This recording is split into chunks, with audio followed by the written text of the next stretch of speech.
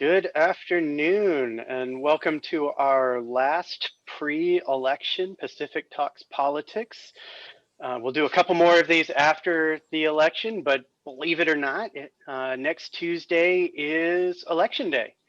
And, if Facebook, Twitter, and Google keep their word, your social media feeds are going to look a lot different starting Wednesday morning.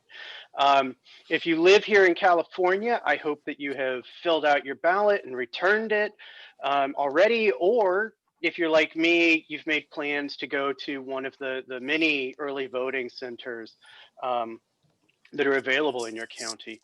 As we get going this afternoon, as usual, I have a couple quick announcements. First, you'll have a better experience if you have it on speaker view. That way you can see whoever is talking. We will again be watching the chat for questions, so please ask away as we go along. It helps if you use your real name so that we know who to pull into the conversation. And then I want to remind you that even though Tuesday is election day, we will continue talking about politics once the voting stops. And so next Wednesday, I'll be joined by my friend and colleague, Dr. David Hopkins from Boston College, and we're going to just try and make sense of whatever has happened by that point. So I hope that you will join us then. We are finishing this pre-voting stage of Pacific Docs Politics with style. Today, we are joined by California Secretary of State Alex Padilla. Secretary Padilla has now spent over 2 decades as a public servant. In 1999, at the young age of 26, Secretary Padilla won a seat on the Los Angeles City Council, representing the East San Fernando Valley community where he grew up. Then in 2001, his colleagues on the council elected him to the first of 3 terms as council president, at which point he was the youngest member and the first Latino to ever hold that office or to serve in that capacity. In 2006, Secretary Padilla was elected to the first of 2 terms in the California State Senate, where he spent a lot of his time working to make things better for college students around the state. And then most recently in 2014, Secretary Padilla was elected to his current office, Secretary of State. And for those of you who remember that election, it was a very different world. And if my memory is correct, the Secretary of State contest that year was actually one of the more interesting contests that was on the ballot. Not the governor's race, not any number of other things, but it was actually Secretary of State that people were paying attention to. So, for simpler times, as it were. Secretary Padilla has also served as president of the National Association of Latino Elected and Appointed Officials, a nonpartisan organization of more than 6,000 federal, state, and local officials dedicated to all aspects of civic engagement. And such is his dedication that he's joining us from his car this afternoon. So Secretary Padilla, welcome to Pacific. We are honored to have you with us here this afternoon. Well, thank you, Dr. Smith. Yes, my apologies for the not polished look here on Zoom, but life is life. Had every intention of getting home by now. Not just for this Zoom, but today is my mother-in-law's 65th birthday. So as soon as this event is over, I got to get home for the birthday dinner. But, why don't I not just keep my commitment with UOP to share this information? It's timely, as you said, 6 days until Election Day. But a little bit of a surprise reminder. I mean, I didn't share this with you when we did our pre-event briefing. I didn't even share this with Tamara from my office, who's on the line. But more of a UOP connection than you realize. The summer between college graduation and starting the Choral Fellowship program in Los Angeles, I actually spent the summer working at UOP in the Upward Bound program. That's sort of where I thought I was going to be for a little while until I got the acceptance letter for the fellowship program I had applied for. So it turned out to only be a summer experience, but was on campus with a lot of high school students, making sure they were on track for being eligible to apply to UOP or UCs or CSUs. So part of the UOP family by extension. Go Tigers. Awesome. And Mary Lou, our volunteer center coordinator, is ecstatic at the Upward Bound call out. So, I mean, the fact that you said life is what it is, and it's been a very stressful year from COVID to all of the protests over the summer over around racial violence to the continuing fires that the state is dealing with. And then, we're having this little election that's going on right now. So it's stressful for everybody. What are you doing to stay sane amidst all of this? Are we talking political science? Or are we talking psychology? Here Whatever you talk want. a little bit of both. That's a great question. And let me actually sort of reframe what I think is the election context. I've been doing a lot of talks and presentations all year long. And it was palpable for me back in January, pre-COVID, January, February, before the March primary, how excited people were. I mean, the last several years have been tough across the political spectrum. And when 2020 began, I felt sort of this like, okay, the year is here. We can finally engage. We can vote again. I mean, a lot more on the ballot than just the presidential election. But I felt that in every event that I attended, meetings that I attended. And if the March primary is any indicator, I'd say the state of our democracy is strong. Record registration going into March, record turnout this primary, and issue after issue that was motivating people. For some, it was climate change. For others, healthcare. For others, gun safety. For many, the need for comprehensive immigration reform. On and on and on. But post March primary, literally about a week and a half after, is when the COVID-19 pandemic, as we now know it, hit. Right, declarations of emergency, stay-at-home orders, those sorts of things. And we've seen for months now both the health impacts of COVID and the economic impacts of COVID. You made reference to the summer we had, the social justice movement across the country in response to the killing of George Floyd and others before him, and sadly since then as well. Calling to light the injustices, the systemic discrimination, and need for more equity across the board, not just when it comes to the criminal justice system. And so as we get closer to November, I just see more and more reasons to participate, more and more stakes on the ballot. But with that intensity and pressures, if you will, I think for anybody living in the United States, how do we stay sane? How do we keep life in perspective? Let alone for elections administrators and other elected officials. My wife and I remind ourselves it's been tough trying to homeschool 3 children amongst it all. My wife is chair of a nonprofit that does work in the mental health space. I'm only half joking when I ask about psychology. And of course, my day job is not exactly a 9 to 5. So as tough as it is, we do remind ourselves on a pretty regular basis to keep life in perspective, count our blessings. We know that there's a lot of people out there that are suffering a heck of a lot more than we are. So, we are privileged to have a roof over our head, food on the table, and do what we can to help others that are suffering a lot more. You said your job's not a 9 to 5 job.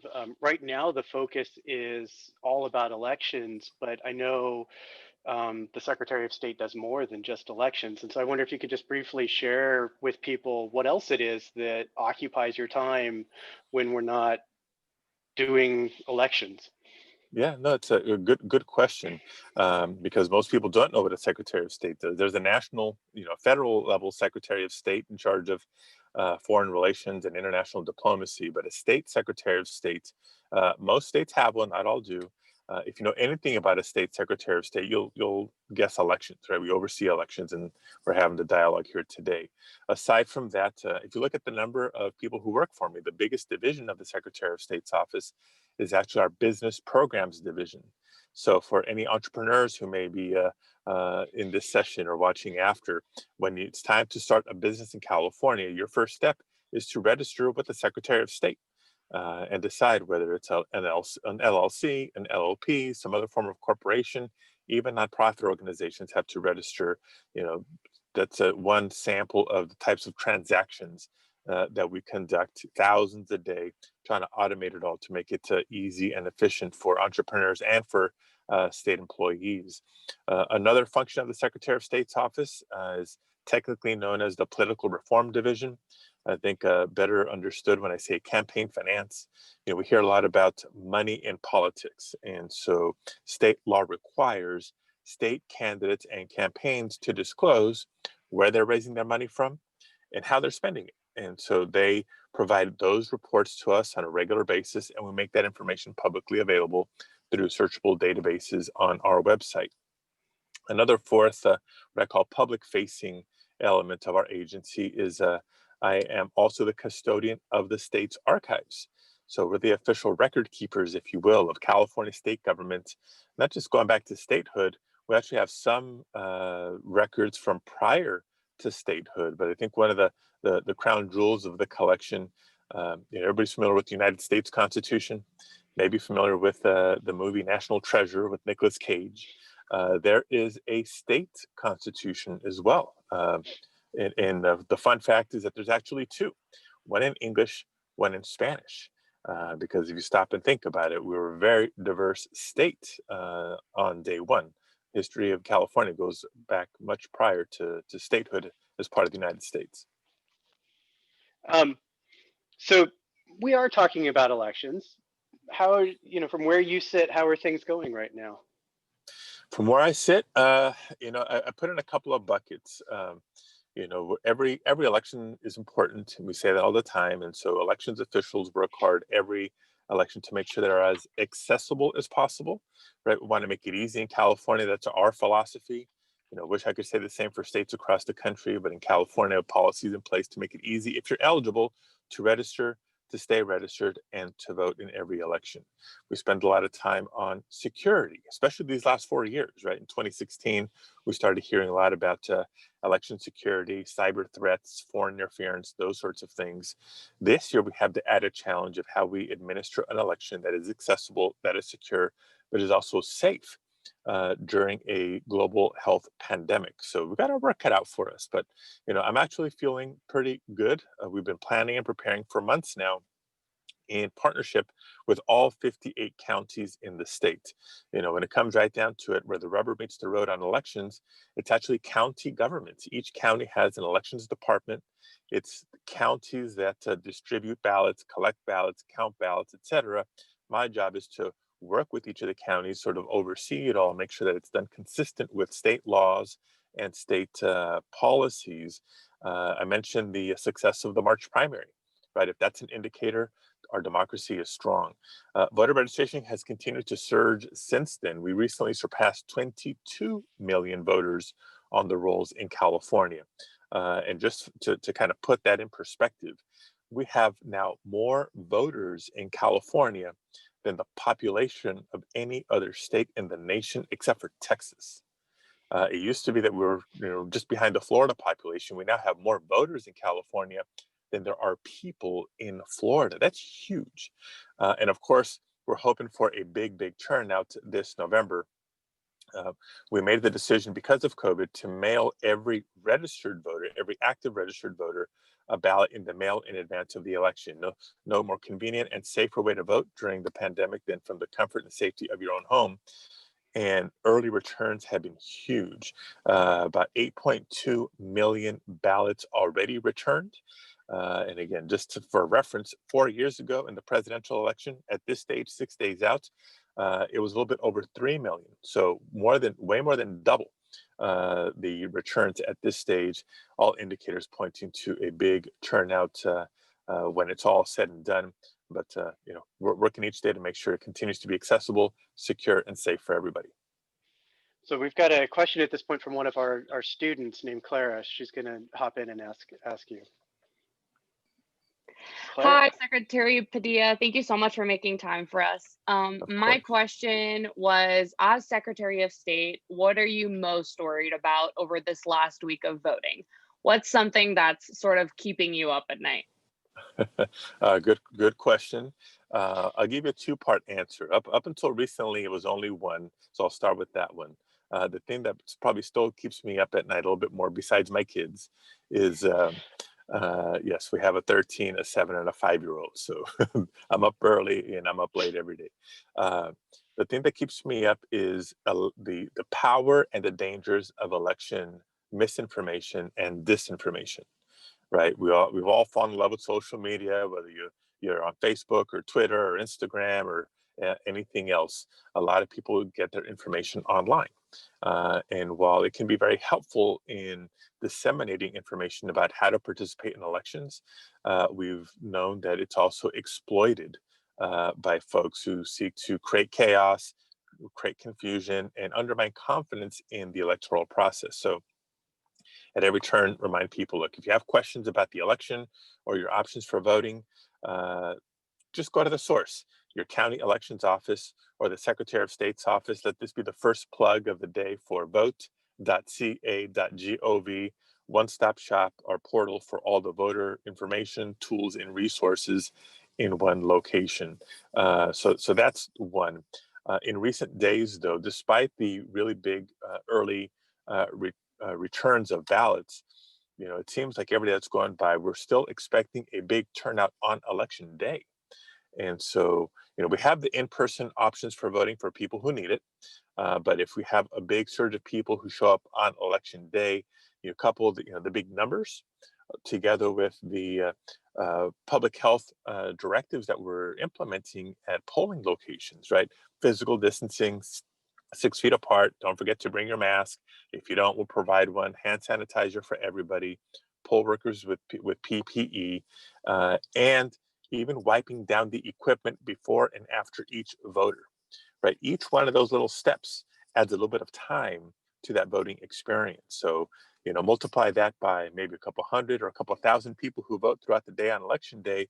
I'm hoping we don't see the lines materialize and the wait times materialize that we've been trying to work against. We're encouraging people to vote by mail. If you need to vote in person, vote early. In most counties, voting will begin this Friday or Saturday. So you don't have to wait till Tuesday to show up and vote if you must vote in person. So vote at home if you can. If you have to vote in person, go before election day.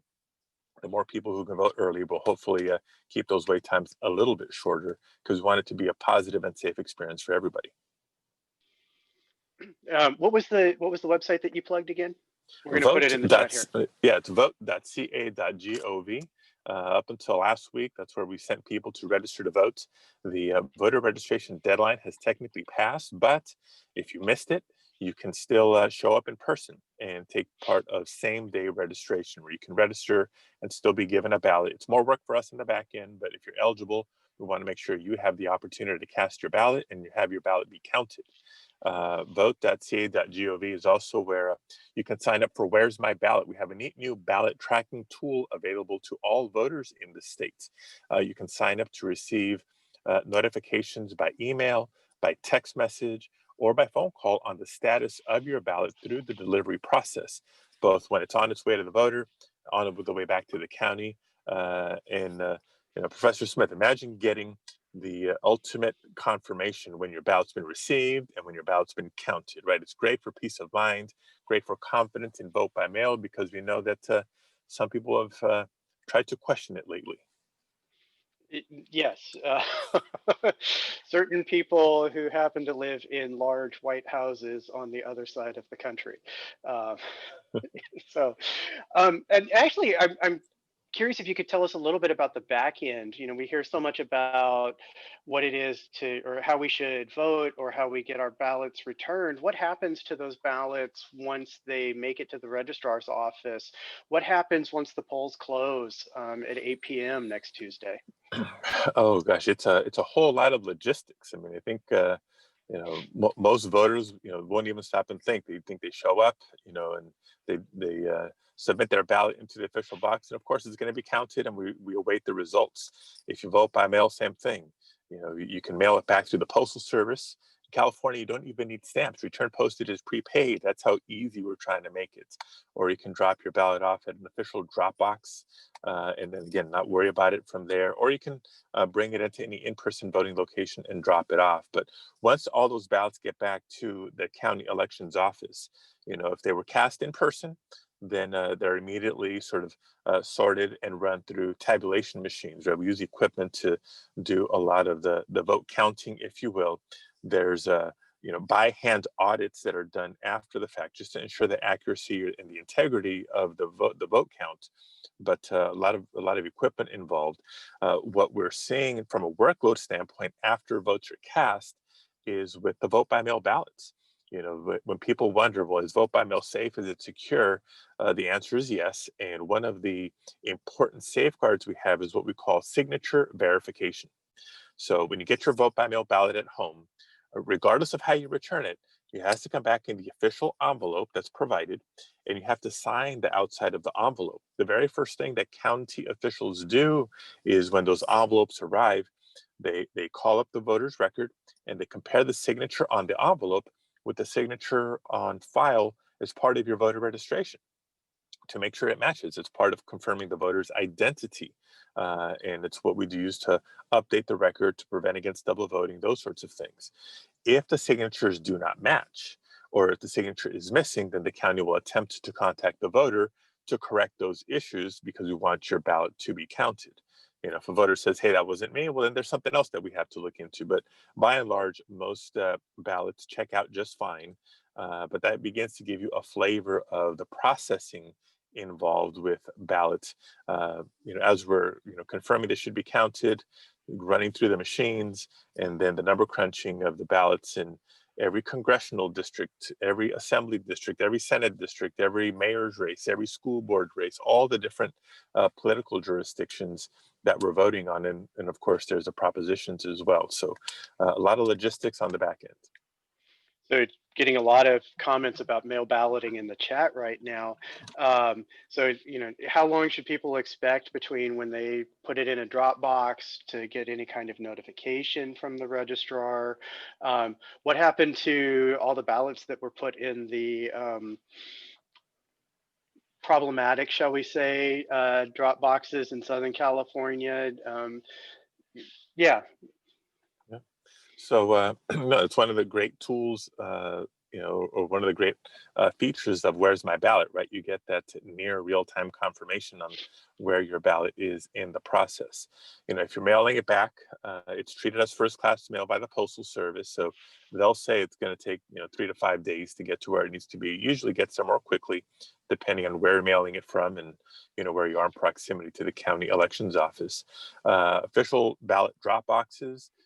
At this stage, most counties are retrieving ballots between every 24 to 48 hours, because we're getting close to the election. So those boxes are beginning to fill up more regularly. So as soon as those ballots return to the county, right, they scan them as part of the intake. And that's what triggers the notification for you to know that the ballot is at the county getting prepared to be counted. So usually within a couple of days you get that confirmation. And you had a specific question about some problematic ballot drop boxes that popped up, not just in Southern California. It was Orange County, Los Angeles County, and Fresno County, where, like, I know today's session is nonpartisan, so I'm just speaking factually here. The California Republican Party and some local county Republican parties had begun to pop up unofficial, unauthorized ballot drop boxes. And we refer to them as such because they labeled them as such. But they labeled them as official ballot drop boxes. So a couple of problems with what was happening a few weekends ago. Number one, they were misleading. They were misrepresented as official when they were not. The use of the word official, the American flag, the whole thing was misleading. Second, the official ballot drop boxes, only counties are authorized to install them in state law because they come with a lot of regulations and requirements. Everything from the quality of construction to installation from a security standpoint, how often ballots need to be retrieved and by who. Only official elections, county elections personnel can bring back those ballots. State law does allow people who need help returning their ballot to designate who they trust, but whoever helps them must also add their name and sign that return envelope. It provides what we call a chain of custody. These unofficial drop boxes, people potentially were dropping them off, not knowing who it was that was going to be picking them up, and actually with no guarantee that they would get back to the county because they were not an official drop box. So the good news is it seems like they have been removed, and so it was just a unfortunate for a few days, but reminded us that we have to work that much harder to let people know what their multiple safe options are for returning their ballots. California had some experience with mail voting for several cycles now. The national media is sort of figuring out that when you do mail voting, results take a little bit longer to come in or to know who's actually won. And in talking with journalists on this series, what they've talked about the need to kind of keep voters aware of how many ballots are outstanding, how many are still expected to come in, and those kinds of things. So what is your office doing to kind of help the public know where the election stands? Yeah, no, it's a very, very good question, because I think people are watching a lot more closely than in recent elections. So, details matter, and I'll point out sort of one example of where the rules are a little bit different by each state, and then I'll talk about California, and then again the national context here. So in California, the deadline to return your vote by mail ballot, if you're dropping it off in person, of course, it's on or before Election Day. If you're delivering it to a drop box, again, on or before Election Day. If you're mailing it back, California has what we call a postmark policy. As long as it's postmarked on or before Election Day, it can arrive late and still be counted. As long as for this November, it's a postmark plus 17. So even though the ballot arrives up to 17 days after the election, as long as it was mailed on or before Election Day, it'll still count. In some states, it's maybe postmark plus 3. In some states, it has to be in hand by the time the polls close on election night. So, for a national audience, I remind people, know what the rules are in your particular state. In California, it's postmark plus 17. It's usually postmark plus 3, but we extended it this November just in case there's those delays in the postal service that we've been hearing about and reading about. And so here's what it means for election night. Again, vote by mail is nothing new in California. We've been doing it for years. It's been growing in popularity. And so we've gotten used to the fact that on election night, we'll have a good idea of how most contests are going to shake out. But for closed contests and for final numbers, it's going to take us a few more weeks. So counties actually have up to 30 days to finish processing, counting ballots, and conducting the audits that I mentioned to make sure that when they certify the results, that everything is absolutely accurate and correct. The signature verification process for vote by mail ballots is a big piece of that. And just to give you a sense of the scale, again, in the March primary, more than 70% of the ballots cast were vote by mail ballots. So it does add more work for elections departments on the back end, but we'd rather do that work to ensure people have multiple safe options for voting, and we support that better turnout. The difference this year is you have a lot of other states, as you've just mentioned, that have expanded vote by mail significantly for the first time. States like Michigan, Ohio, Pennsylvania, and others that frankly kind of mirror that list of what we consider the battleground states. So if the race is too close to call in enough of those battleground states, it's likely that we may not know who the president will be for the next 4 years when we go to bed on November 3rd or the 4th or the 5th. If that happens, it's not the time to panic. It's a time to be patient. It's the process at work. It's actually a very transparent process. And I'd be wary of any candidates claiming victory when there's still a ton of ballots to be counted. So, knowing there's that thirst for information and insight, our office does begin a couple of days after the election, once we have much better estimates as to how many ballots remain to be processed. We put out daily what we call unprocessed ballot status reports. literally county by county. How many have been counted? How many haven't, and in which categories? Is it vote by mail? Is it provisional ballots? Is it those people who participated in same-day registration, because we have to process the registration before we count those ballots? All those sorts of things. And so it's a 30-day window of refresh on your tablet or on your smartphone when you want to see those numbers about unprocessed ballots start to go down till we finally get to zero and can wrap up the results. And as a political scientist, I'm very appreciative of the way that your office puts everything online so that anybody who wants to see it can kind of get a sense of where things are. I want to change topics a little bit, and in conversations with my students, when we talk about voting, especially in California, many say, or many feel like that their vote just doesn't matter. They know that California is going to vote Democratic. And so if they are Republicans, they feel like their vote isn't going to make a difference. And if they're Democrats, they feel like their vote isn't really needed. And even on the down ballot races, they don't feel like it's really a big deal whether or not they vote. What would you say to students who kind of feel that way? Yeah, well, I think a couple of things. First, let's respect the right to vote for what it is. Right, the United States of America has not exactly been inclusive of all people in our democracy at the outset. Only certain people had the right to vote. The history of voting rights in America is one of slow, often tumultuous progress towards more inclusion.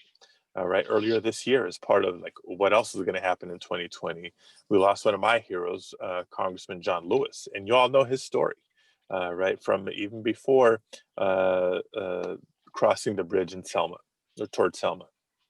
If the right to vote wasn't that powerful and important, why would people have struggled so hard for it in our nation's history? And why would some people be trying to take it away from you now? Right? Not in California, but you hear stories of the voter suppression tactics in other states across the country is because raw power is at stake. So you got to recognize that, voting isn't just an exercise every couple of years. It's, we're not doing it for just fun. It's hugely critical, and it's frankly the bedrock of our democracy. Now, every election matters and every contest matters. Yes, California may not be considered a battleground state for the presidential contest, but there's a lot more on the ballot than just that. Other federal officials, state officials, local officials, and actual public policy that's decided by the voters, not our representatives. So, I mentioned earlier so many issues to know that high stakes on the November ballot. Pick the one that's most meaningful to you. I would imagine college affordability is one for this audience. The state legislature has a lot more to do with college affordability than the president of the United States. Maybe it's safety in your community or access to healthcare, right? If you've ever gone to a county clinic, or there's county health services at your former high school, that's a local race. This summer, again, the wave of protests and demonstrations questioning the use of force by law enforcement, you better be engaged in who your district attorney is and who your county sheriff is, right? So there's so much more that's important on the ballot than just the president of the United States. And now that you know this, and you know where to register and how to vote, now the choice is yours. Will you have your voice heard in that decision or not? The choice is yours. Obviously, I think you should. So let me ask a slightly more cynical version of that. There's a lot of people who think that if their side loses, then the system must be rigged against them. What would you say to those people? Yeah, I mean, that's kind of a life question too. It's not just in electoral politics. It's like, okay, if you lose or you have a misstep in life, do you just give up or you get up and try again? And so I think some of the most meaningful advances in our nation's history didn't come on the first time. It took, effort after effort after effort to finally get across the finish line. So don't give up. But in the introduction, you mentioned that my background's in engineering. So surprise, surprise, my favorite subject growing up was math. And I sometimes lead audiences through a pop quiz. What's greater, 1 or 10? Of course, it's 10. It's not a trick question. What's greater, 100 or 10? Of course, it's 100. The same principle in math is the same principle in politics, right? If I'm an individual, I can register and vote and have my voice heard. But what if I, organize my family and make sure that there's 10 brothers, sisters, cousins, parents voting? Then that's more weight in the political process. And if I really get excited about organizing, my fellow students or in my community, get 1,000 people registered and voting, that's how you build political power. So yes, the right to vote is important, but so is the right to organize. And we all have that. And the last thing I'll mention is, sometimes it doesn't come quick.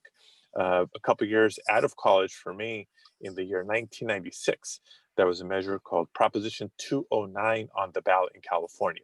And it sought to ban affirmative action in both government, including higher education, and in the private sector when it came to hiring and promotions and contracting with government, etc. I campaigned against it because I was a beneficiary of some affirmative action programs, but it passed. And I thought it was a bad move, bad policy, and we've been living with it for almost 25 years. But guess what? It's back on the ballot this November. It's known as Proposition 16. If Proposition 16 passes, it undoes that action from 1996. So, just because your side may not win once doesn't mean you can't try again in a year or 2 or 5 or 10 or 25 years later. It's about staying engaged. We've got another question from a student for you at this point. So Aisha, you're muted. Hello. So I wanted to ask about how partisan election officials can shape processes to the benefit of the preferred candidate. So in Dr. Smith's class, we just read about how Florida State Secretary Katherine Harris's decision to help President Bush in 2000 helped in part Bush win the election. And recently we have the example of Georgia Governor Brian Kemp running for governor while serving as the state's chief election officer.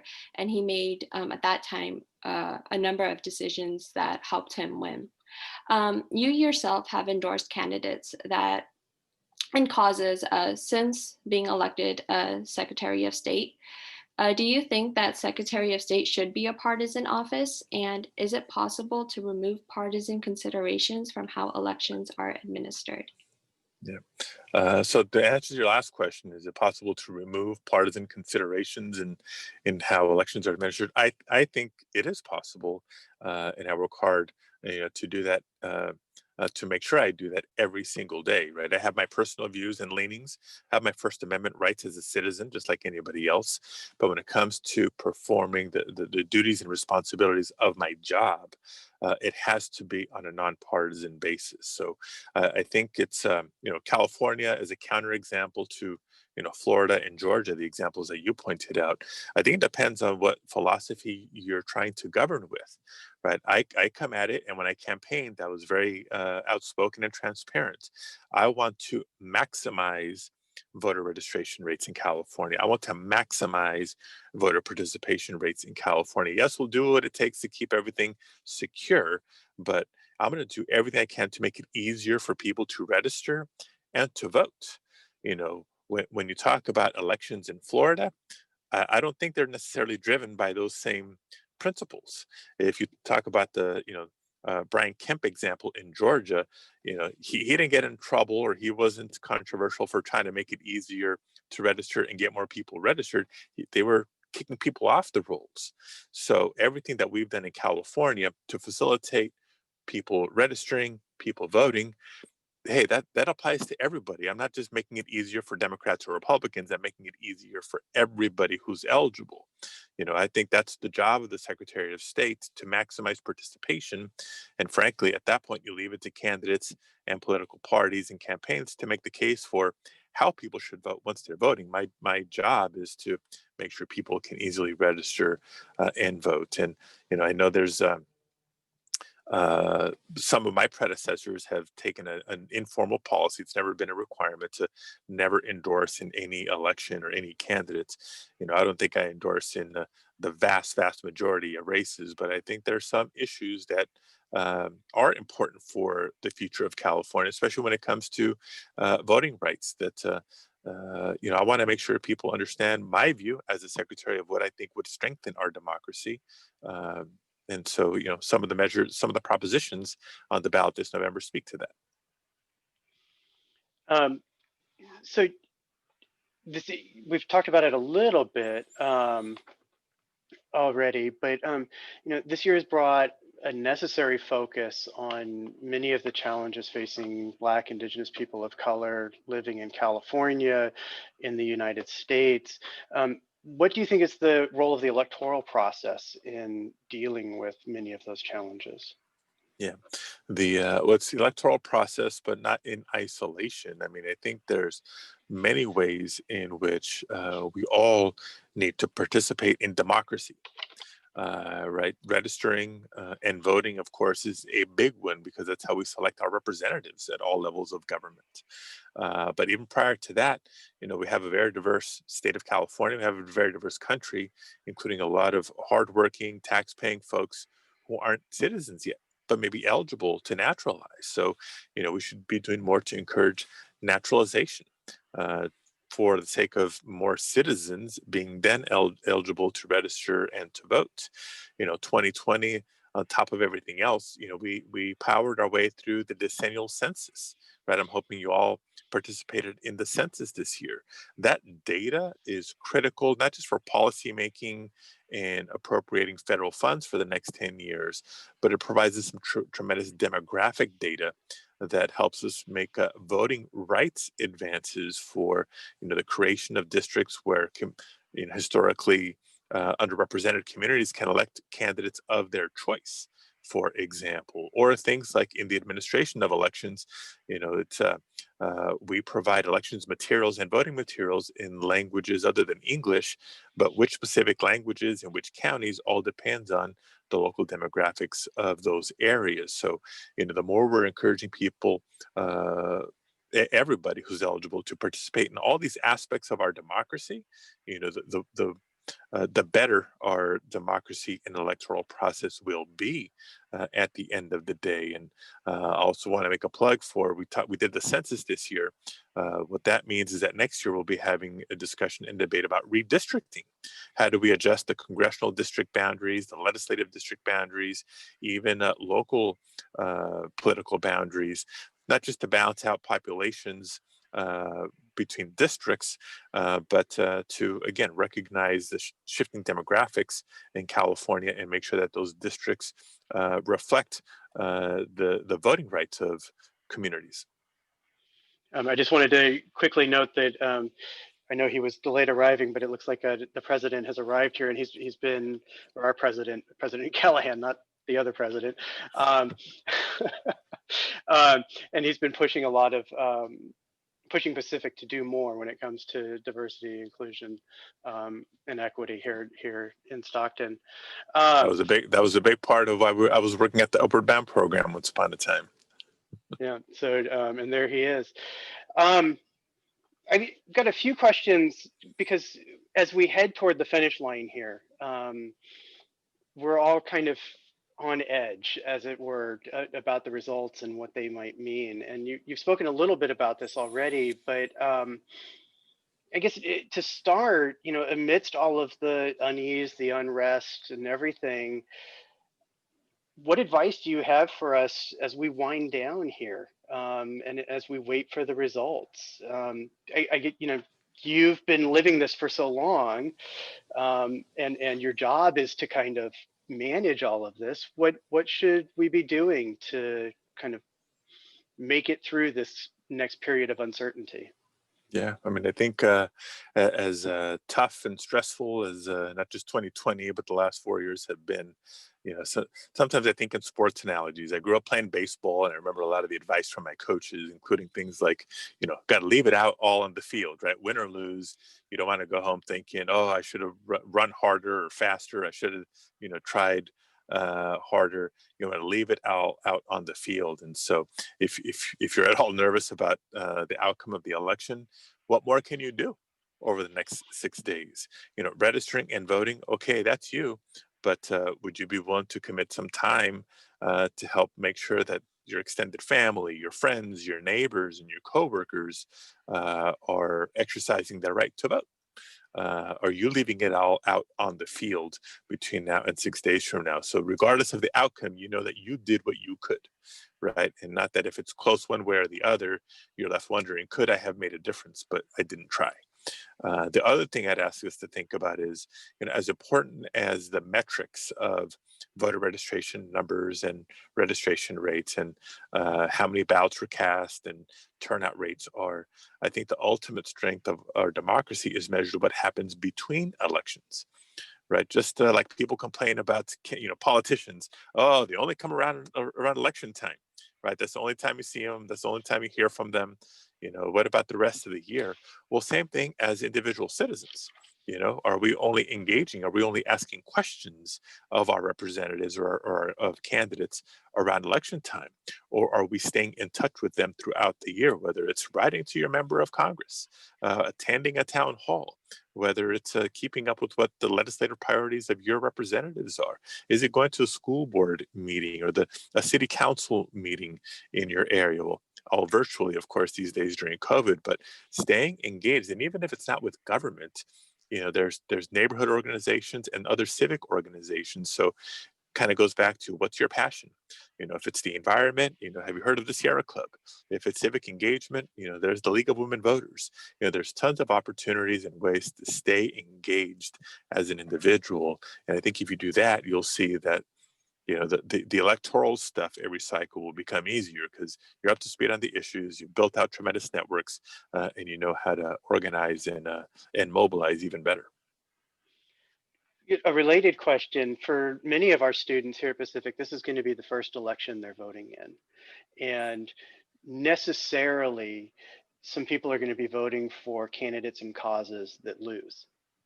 How do you suggest people deal with losing? Because it's never fun, but when you do it for the first time, it hurts a little more. So how would you suggest people respond to that?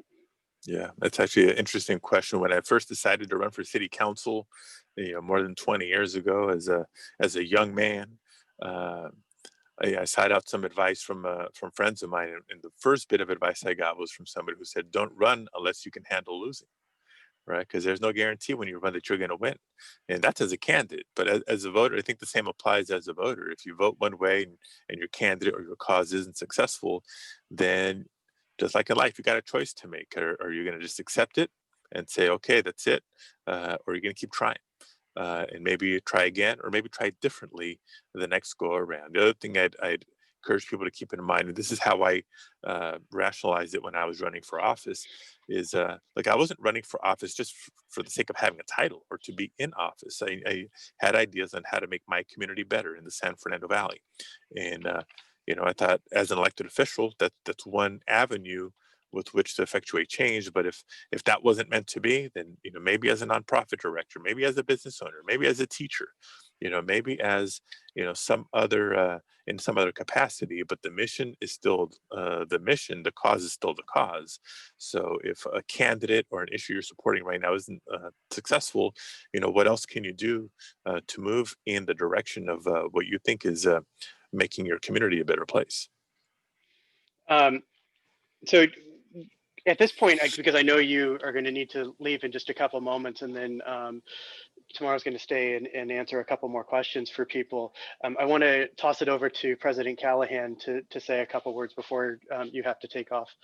Okay. Well, thank you. This has been a great conversation. Thank you for coming. Great. Thank you, Keith. And Mr. Secretary, just wanted to say thank you. What a treat this has been for all of our students, faculty, and staff to have the Secretary of State 6 days before the election come in and talk about all these important issues. And we know how busy you are, so we're just very, very thankful. So thank you for being here. Appreciate it. Absolutely. I can't wait to be able to be back on campus in person once this is all behind us. We're all looking forward to that, and we're looking forward to welcoming you back. And if I could, I just wanted to thank Professor Smith and Becker again. They've just done such a marvelous job, not just today, but with the entire Pacific Talks politics series. It's been, it has really added richness to our university this semester. So thank you, guys. That's great. So any last plugs that you want to make here before you have to take off, Secretary? Well, just two. We laid out all the options for voting earlier in the program. So vote.ca.gov. If you voted already, thank you. If you haven't, make your plan. Do it early, whether it's by mail or in person. Just don't wait till the last day. Do it early. It'll be better for you and better for elections officials as well. And the other thing is, just appreciate the spirit in which some of the questions have been asked that are not elections related and more sort of ongoing, organizing and engagement, because we need an active citizenry. There's a exact correlation. I've traveled the state for years, areas where communities are organized and active, they're doing better. From a lot of perspectives, schools in the area, public safety in the area, the jobs in the area, versus communities that aren't as active. So whether you come from a long line of community involvement in your community or your family, great. Or if not, then that's your opportunity to leave a legacy behind. Thank you very much. Thank you for joining us. Thank you for, following through so much so that you stop on the side of the road to talk with us. We really appreciate it. And I hope you have a great evening celebrating was it your mother-in-law's birthday? Yes. Yeah. and stay safe, everybody. I know it's frustrating, but keep wearing those masks. Keep washing those hands. We'll get through this pandemic together. Excellent. Thank you very much. So Deputy Secretary of State Tamara Raspberry Harris is actually going to hang around for a few more minutes here to answer some more questions. So don't go away. We've got a few more minutes here, and some people who can, and someone who's going to be able to answer some questions. So can we get Tamara highlighted here, or Deputy Secretary Tamara Harris, I should say, to be highlighted here? Working on it. And there we go. Awesome. How are you doing this evening? I'm well, thank you. Thank you, UOP. So let's see.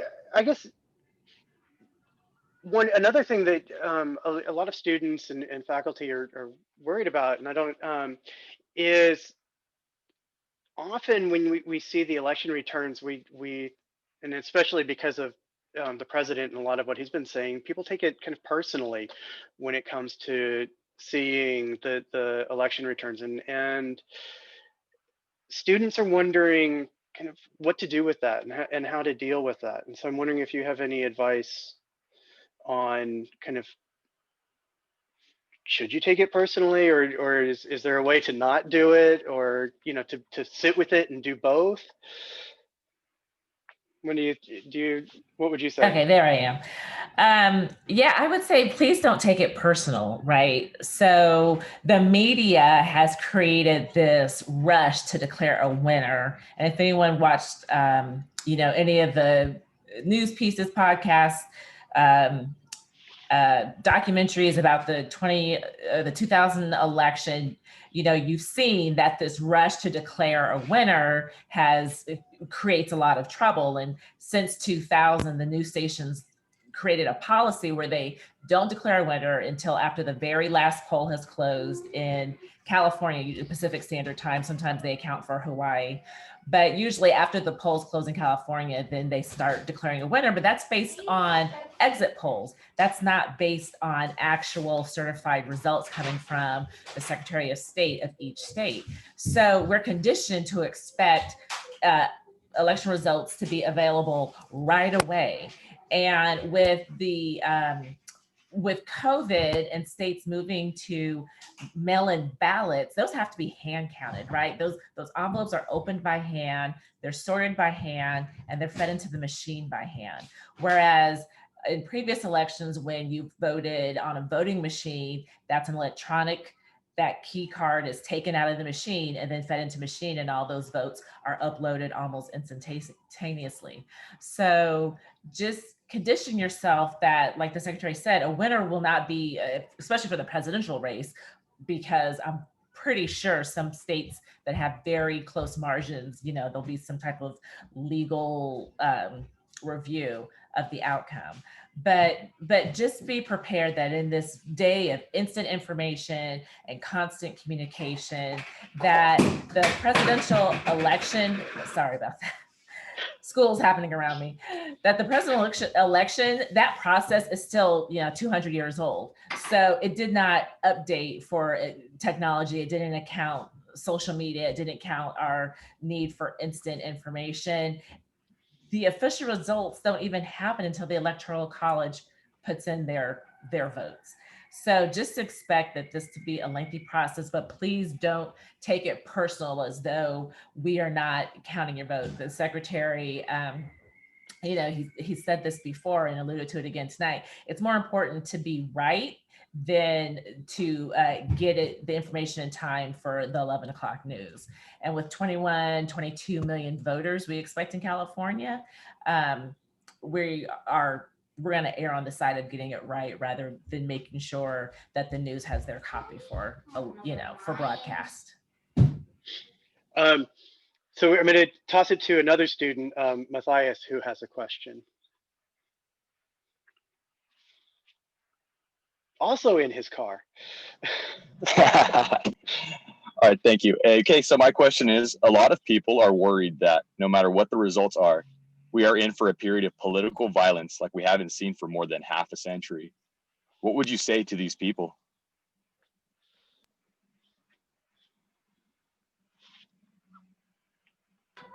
Thank you. I keep unmuting myself because of the background noise behind me, so sorry about that. It's not really the position of the Secretary of State to, decide on or to step in when it comes to violence. And I know that, as we were sitting here today, and something popped up on my feed about, one of the extreme organizations declaring civil war if their candidate's not elected. So, but we have, at the election place, if that's your question, we have rules in place that prohibit firearms at polling places within 100 yards of the entrance of a polling place. You can't do electioneering, you can't influence voters, you can't harass voters, and also armed security, whether that's police officers, National Guard, military, they can't enter the election area unless they are coming as a voter themselves. So our laws have protections in place to make sure that people can enter a vote center without interference. And with that said, because of the heightened interest and the very emotional election we're having this year, our county election offices are working with their local officials, mostly the sheriffs, because vote centers actually are considered county offices. So with local sheriffs have know where all the vote centers are and when they're open, and are probably going to be driving by or at least be aware of what's happening. And every precinct captain at a vote center has a direct line to the sheriff's office in case there's something. So we really hope that there is no violence on election day, and at least in California, we allow for people to have just unfettered access to a vote center without any influence or any obstruction. But unfortunately, because of the time we live in, we have to be prepared. I know the Department of Homeland Security did send out recommendations for vote centers to have so many security guards, but California, we have our own safeguards, but because of our statute that says you can't have armed firearms or even armed security within so many feet of an election center, that the Department of Homeland Security recommendations we did not use. And we actually not discouraged, but when some counties brought that to our attention and said, oh, the Department of Homeland Security says we should have 20 police officers on the site at, for 24 hours a day. We told them, well, just understand this is what the law says in California. So I hope that answers your question, but it's something that we've prepared for, but really hope that it does not happen. We are at the end, so I'm going to let that be the last question. Thank you for sticking around for a little bit longer. You're welcome. Deputy Secretary Harris, and I hope that you will convey our sincere thanks to the Secretary for his participation tonight, for making time out of his day to do that. Absolutely. And so it's vote.ca.gov, right? Yes. Vote.ca.gov is your one-stop shopping center for all things Yes. electoral returns here in California. If you don't have it bookmarked already, you should go ahead and do that. It's bookmarked on my website, or on my browser already. And if you've not turned in your ballot already, I guess the first question is why not?